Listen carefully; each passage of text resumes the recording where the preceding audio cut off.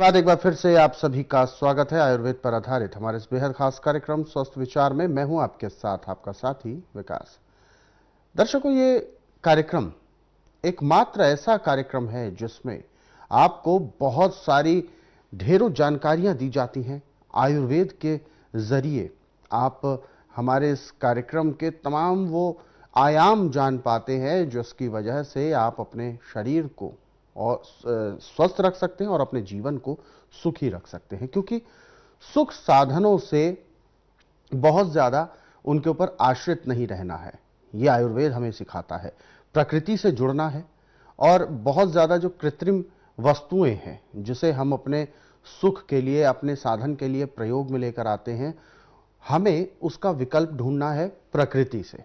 चाहे वो खान पान में हो, चाहे वो रहन सहन में हो, चाहे हमारा व्यवहार में हो, हमें प्रकृति से ही जुड़ना होता है। जहां हम प्रकृति से रुख मोड़ लेते हैं, जहां हम प्रकृति की ओर से अपना रुझान खत्म कर देते हैं या कम कर देते हैं, वहीं हमें रोग लगना शुरू हो जाते हैं। और ये सबसे बड़ा उदाहरण आप देख सकते हैं।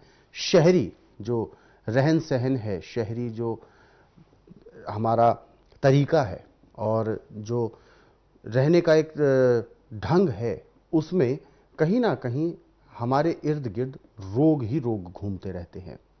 इन्हीं सब विषयों पर चर्चा करेंगे और इन्फेक्शन कैसे फैलता है और उससे क्या क्या नुकसान हो सकते हैं, इन विषयों पर भी आज के इस कार्यक्रम में हम चर्चा करेंगे। लेकिन इससे पहले कि हम कार्यक्रम को आगे बढ़ाएं, आप सभी से हम अनुरोध करते हैं, कॉपी पेन लेकर जरूर बैठें जब भी आप इस कार्यक्रम को देखने बैठते हैं, ताकि आप वो नुस्खे लिख सकें जिनको आप सुनना चाहते हैं और जो आपके जीवन को बेहतर कर सकते हैं। तो आगे बढ़ते हैं और शुरू करते हैं आज के एक मुख्य विषय पर चर्चा।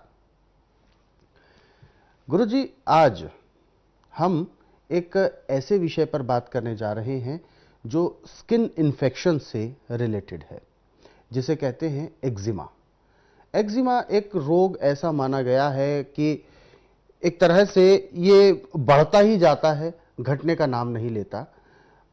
इसके पीछे कारण क्या होता है? क्योंकि स्किन में जहां पर भी हल्का सा भी कहीं दाद जैसा पड़ जाता है, कहीं लाल निशान आ जाता है, वो फिर बढ़ेगा ही बढ़ेगा, ऐसा डॉक्टर्स भी कहते हैं।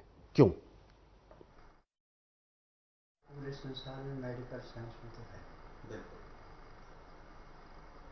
और जो हमारा आयुर्वेद यूनानी होम्योपैथी है, इसमें हम डॉक्टरों को दोष नहीं दे सकते। जिन फार्मेसी में दवाई बनती है उसमें नुस्खा पूरा नहीं होता, तो कहाँ से मिटेगा? और स्वस्थ विचार एकमात्र आश्रम ऐसा कि इसके लिए हर एक रोग ऐसे है जैसे दूध में से मक्खी निकालना। और जीमे के लिए सबसे जो उत्तम औषधि है वो है सिरस की छाल, सिरस के बीज और सिरस का गोंद।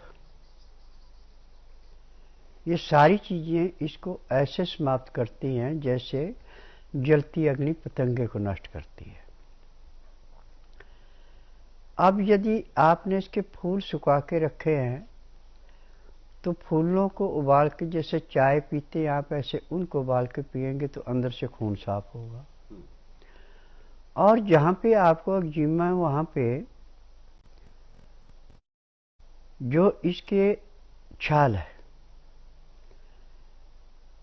इसको पत्थर पे घिस के, जैसे चंदन घिसते हैं, और उसमें इसका गोंद मिला के उस पर लेप कर दें।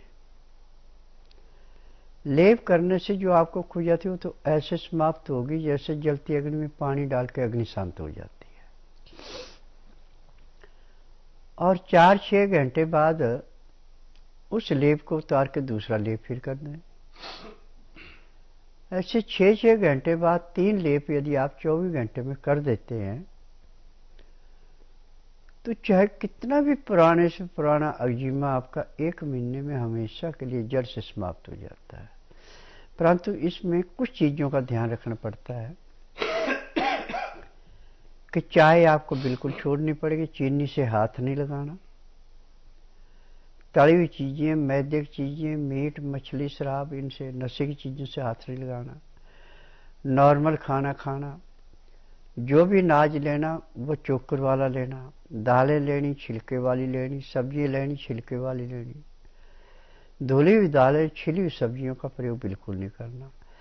नमक इसमें सिंधा या काले का करना, आयोडीन नमक का प्रयोग नहीं करना। तो आपका एक्जिमा ऐसे समाप्त होता है जैसे कूड़े करकट के ढेर को माचिस की तिल्ली जला के समाप्त करती है। और मेरे पास एक्जिमे के 15-15, 20-20 साल से जिनको एक्जिमा था, वो भी 1 महीने में बिल्कुल ऐसे साफ किए जैसे बच्चा माँ के गर्भ से जन्म लेके साफ होता है, ऐसे शरीर साफ किया है।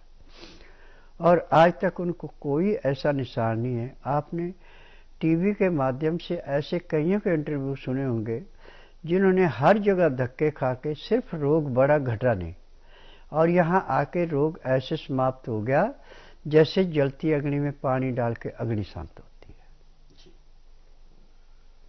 तो बिल्कुल ये बहुत ज़रूरी है कि हमें नुस्खे और उपचार पता हों और जिसका प्रयोग हम कर सकें।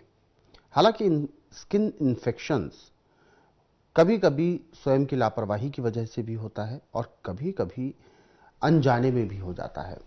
किसी ऐसे व्यक्ति को जिसको एक्जिमा है, यदि हम सार्वजनिक स्थल पर हैं और उसकी स्किन से हमारी स्किन टच होती है तो उसकी स्किन में जो इन्फेक्शन का जो एक नमी होती है स्किन के ऊपर, वो इन्फेक्टेड होती है, बैक्टीरिया युक्त होती है।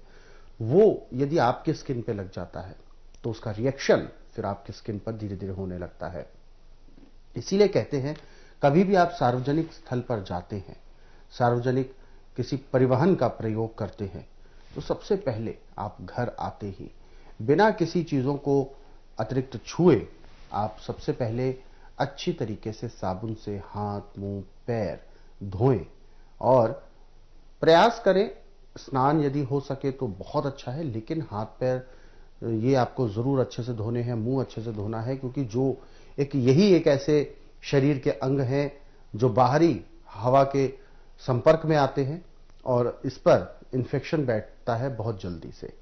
तो इसके बाद जब आप मुंह हाथ धो लेते हैं, घर के अंदर घुसने से पहले पैर धो लेते, तो उसके बाद फिर आप एक तरह से शुद्ध हो जाते हैं और किसी भी तरह का इन्फेक्शन होता है तो वो धुल जाता है और फिर आपका घर परिवार भी सुरक्षित रहता है आपके अनचाहे बाहरी बैक्टीरियाज या किसी इन्फेक्शन के अटैक यानी उसके जो वार से। तो ऐसे में आप अपने परिवार का बचाव भी कर सकते हैं, स्वयं का भी बचाव कर सकते हैं, लेकिन सावधानियां बरतते हुए। यही हमारे इस कार्यक्रम का मुख्य उद्देश्य भी है कि आप सभी को हर प्रकार के रोगों से निजात दिलानी है और सुरक्षित भी रखना है। तो इसीलिए आपको समय समय पर नियम परहेज भी बताए जाते हैं, आपको तरीके बताए जाते हैं कैसे आप अपने आप को स्वस्थ रख सकें। तो ये कार्यक्रम देखना आप सभी के लिए अत्यंत आवश्यक है और ऐसे अनेक विषयों पर हम रोजाना इस कार्यक्रम में चर्चा करते हैं, अलग अलग रोगों के बारे में आपको बताते हैं। और यदि इस तरीके के विभिन्न प्रकार के रोगों के बारे में आप पढ़ना चाहते हैं तो स्वस्थ विचार पुस्तकों के जरिए भी पढ़ सकते हैं। इन पुस्तकों को आप कोरियर या डाक के माध्यम से अपने घर पर मंगवा सकते हैं, क्योंकि ये पुस्तकें आप सभी के घर में होना अनिवार्य है यानी अपेक्षित है। ये पुस्तकें आपके घर पर होती हैं और आप इनका अध्ययन करते हैं तो ये समझें कि एक पुस्तक के रूप में आपके साथ आपके घर में एक वैद यानी 24 घंटे मौजूद है। तो ये पुस्तकें आप जल्द से जल्द मंगवाने का प्रयास करें। इसके लिए आपको हेल्पलाइन नंबर्स पर कॉल करना है और हेल्पलाइन नंबर्स खुली रहती हैं सुबह 10 बजे से लेकर शाम 5 बजे के बीच।